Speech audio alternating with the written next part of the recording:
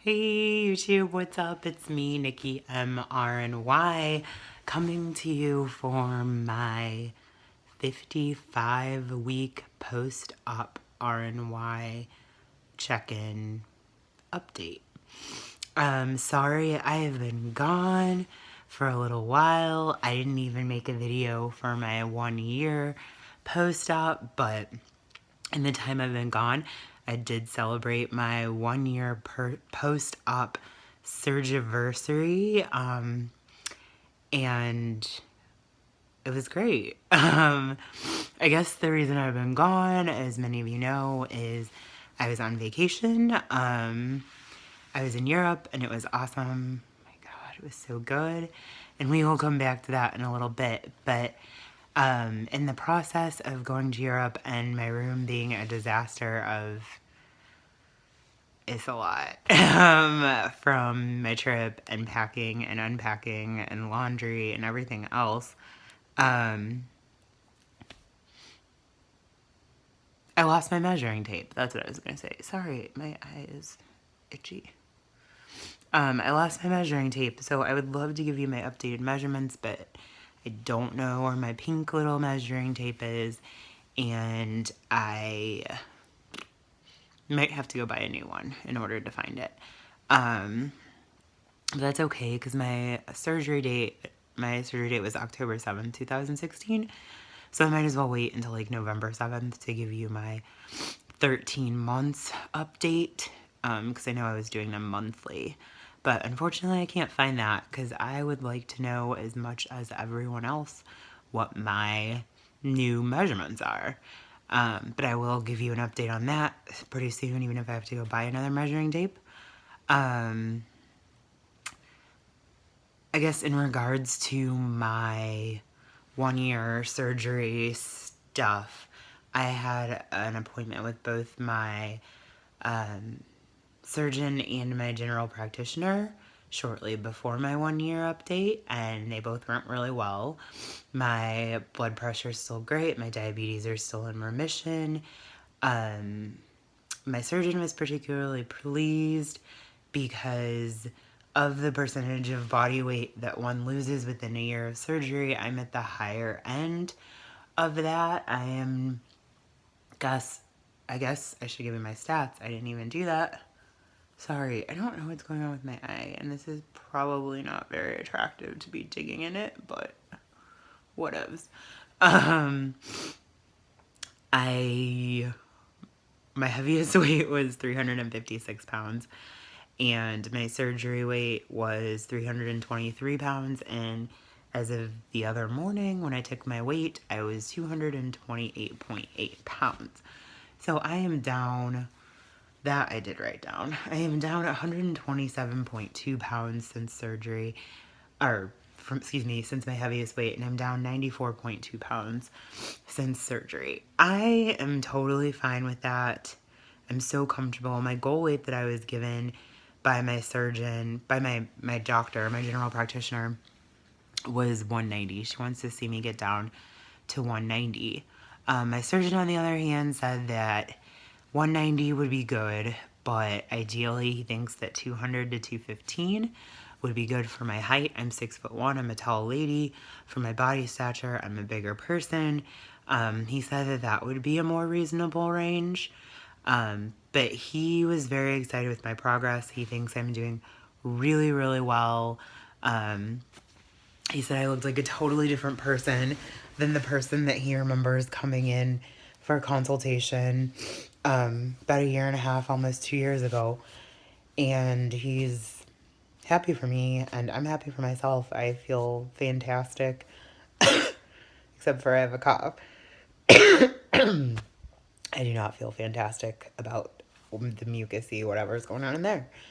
But I feel good, and I feel happy, and he actually started talking to me about skin surgery. He said I need to like level out and wait for like 6 months, but he said about 6 months from now when I see him again, he would be totally fine giving me the go-ahead to have consultations with skin surgeons. And I don't know too much about skin surgery. I'm just starting to research it.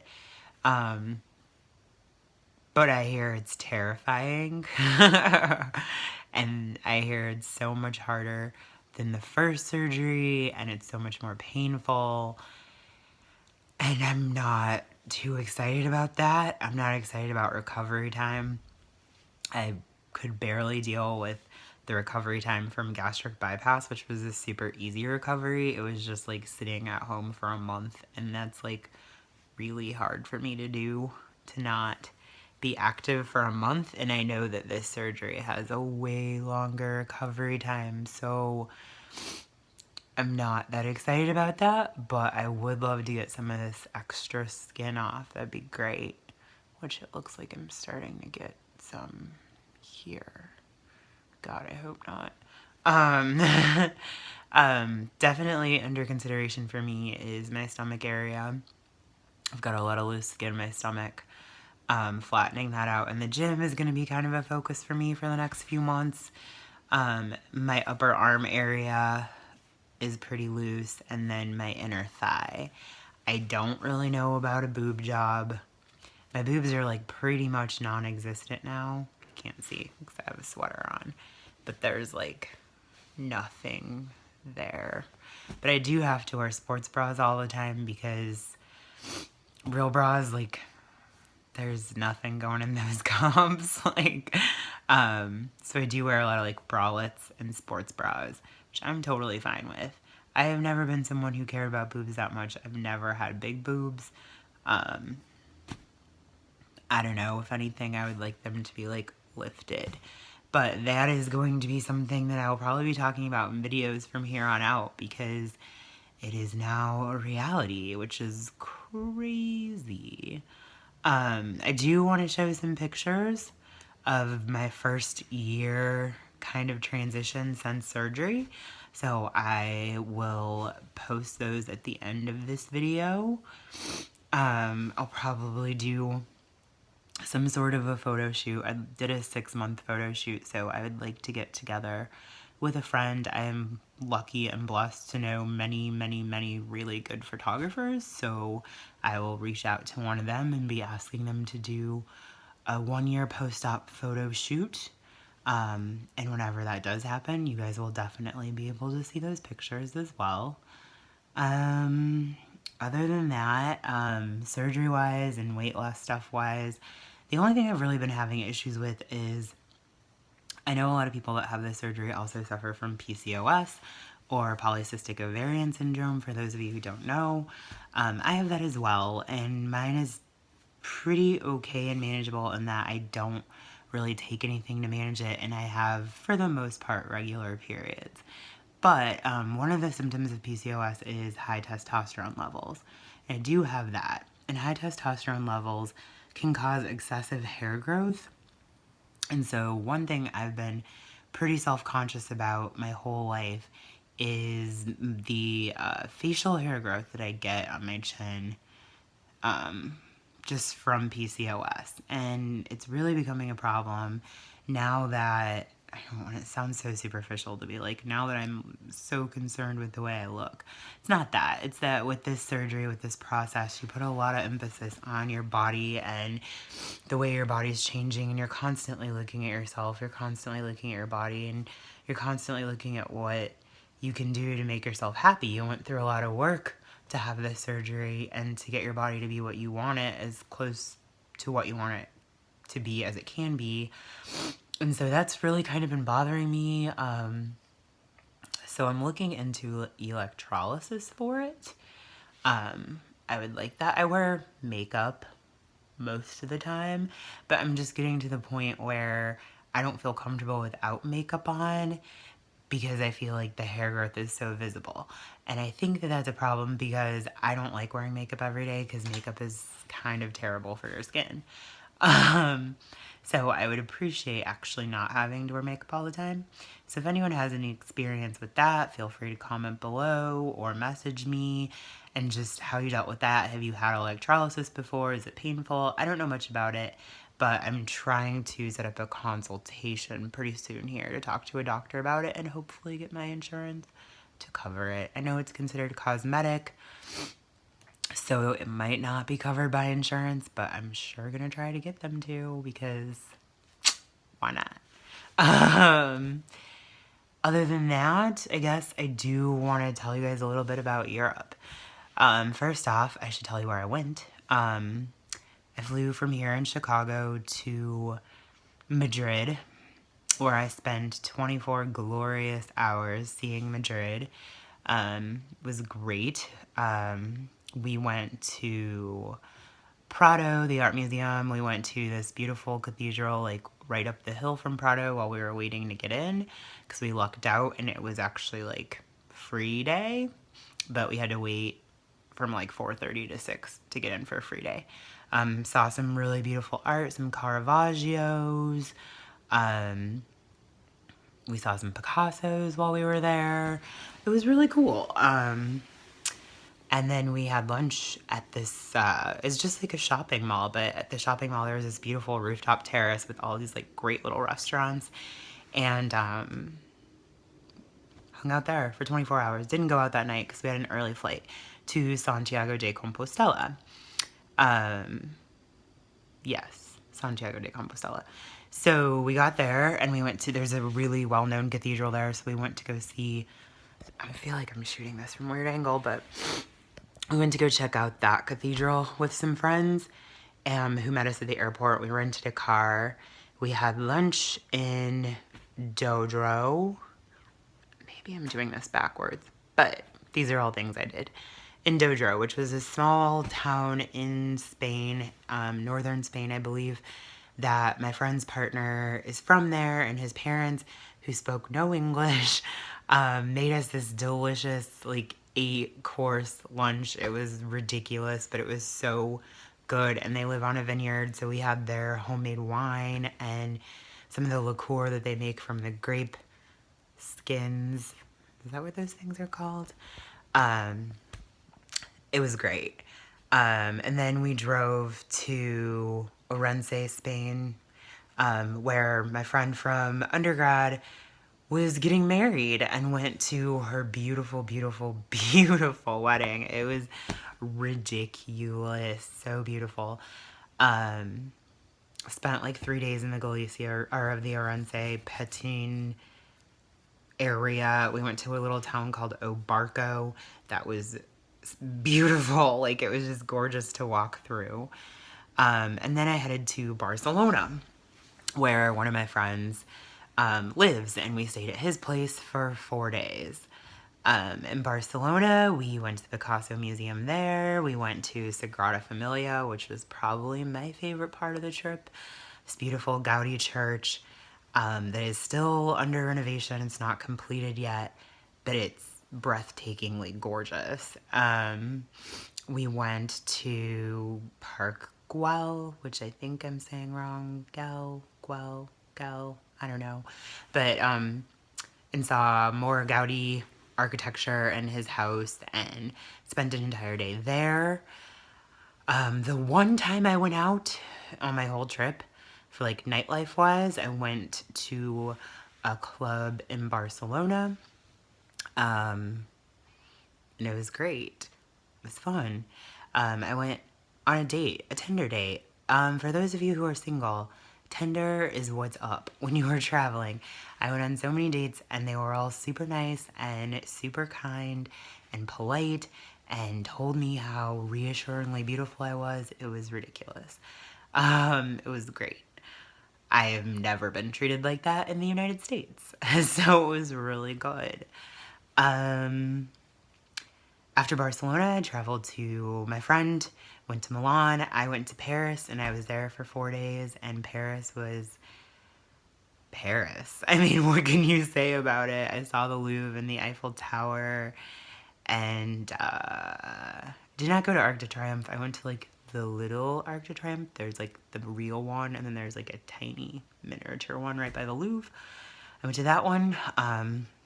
I went shopping a lot, and I ate some delicious foods. And then I had 4 days in London, and like, I saw Buckingham Palace, and I saw Big Ben. I saw Westminster Abbey, but like, London feels so much like home that like I didn't want to do touristy stuff. I actually stayed in the neighborhood of Brixton and I fell in love with Brixton and I didn't want to leave Brixton. It was really, really cool. And I guess all of this to say from like a weight loss surgery perspective, first off, I will talk about food. I have been blessed with weight loss surgery where some people can't eat certain things or their body just doesn't adjust to certain foods after weight loss surgery. I have been blessed enough that I can pretty much eat anything I want.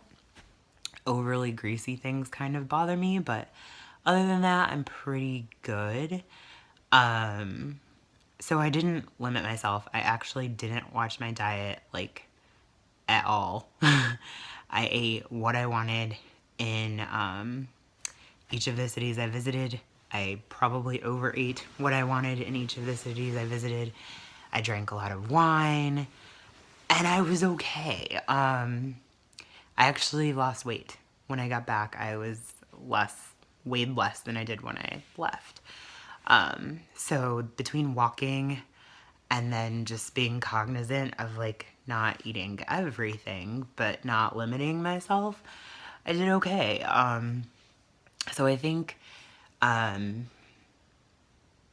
part of weight loss surgery is learning to allow yourself what you want to have, but in moderation. And at times like vacation and holidays, maybe be a little less hard on yourself, but still cognizant of it. And you should be okay. I think it's okay. I know I'm not like the strictest about diet. I'm more strict about eating what I want and then kind of doing the work in the gym to balance it out. So as far as weight loss surgery and food goes, I would say you can be a little bit more lenient when you're on vacation, when it's something special like that. Next, I would say for me, this video is already getting long. I'm almost at 20 minutes, my God. For me, a big part of this vacation was I wanted to go for my friend's wedding, obviously, first and foremost. And I'm so happy I did because it was like a fairy tale. It was so beautiful. But a big part of it for me was also celebrating my 1 year post-op and all the work that I had put in the last year and a half, almost 2 years, for myself and my self-confidence in my body. And I think a lot of the dates that I went on and the people that I met don't even realize how much they helped me in feeling like my best self. I mean, throughout this journey, I've had people tell me I look great, people complimenting me aesthetically, which is still weird and makes me kind of uncomfortable, but it's really nice to kind of be treated in a way that I wanted to be treated because so much of my insecurities were caught up in my body, and to go on dates with men who I thought were absolutely breathtakingly beautiful and them reaffirm that they thought I was beautiful is really nice. Like, I don't want to start crying, but there definitely were moments where I felt like I was living in a dream because people were being so kind to me and treating me like a princess, an absolute princess. I got so spoiled over there. Now I have to come back and date these American turds. Ugh. But no, it was really, really special. And I spent my birthday over there, and spending my birthday with someone who was absolutely awesome and made me laugh and have a good time. And it just, I can never really truly make someone else understand what you're feeling, but I do extend the most sincere of thank yous to these special people. They know who they are, that I met on my trip, and one in particular. Thank you. Thank you. That's really all I can say. And then lastly, I guess It's not really weight loss surgery related, but I have wanted to move abroad forever. It was my first trip abroad, but I've kind of just been like, I don't want to say obsessed, but I've been very into the ideology of a European lifestyle since I was a kid. And my sister-in-law, who I've known since I was 9, is Swedish, and kind of like I've met in life a lot of people from overseas, and I've bonded with them, and I get along with them, and I just kind of love the ideology of Europeans, this more European ideology. They all have this like ridiculous lust for life that's like, life is not about the rat race of your 9 to 5 job or what you do for work. It's actually about living life. And I buy into that so hard. I prescribe to that so hard. So I'm really good with goals. A couple years ago, I had a goal of having the surgery and losing weight. And then I had a goal of this trip happening, and it did in the last year. And so I'm giving myself 2 years to move to London. I know it's crazy, but it's something I want to do, even if it's not permanent, even if I just move for a year or two. Nothing in life is permanent except for being born and dying. So I definitely want that to be on the list of things to do. I'm also really big on making goals around the time of my birthday. I had my surgery on October 7th. My birthday was October 18th. So I'm kind of giving myself until my 35th birthday, which is 2 years from now. So that's where I am right now. It's finally good to be back to making YouTube videos as a check-in that I'm still on this journey. I will post my 1 year journey after this. I would like to post some vacation pics in here, but this video is already getting really long at 22 minutes, so I don't know if I can, maybe in another video, but that's it. Adios. I forget how to, au revoir. I was gonna say forget how to say goodbye in French, but I don't. And cheerio. Bye. That's English. Alright, until next time. Love you guys. I'll talk to you soon. Bye.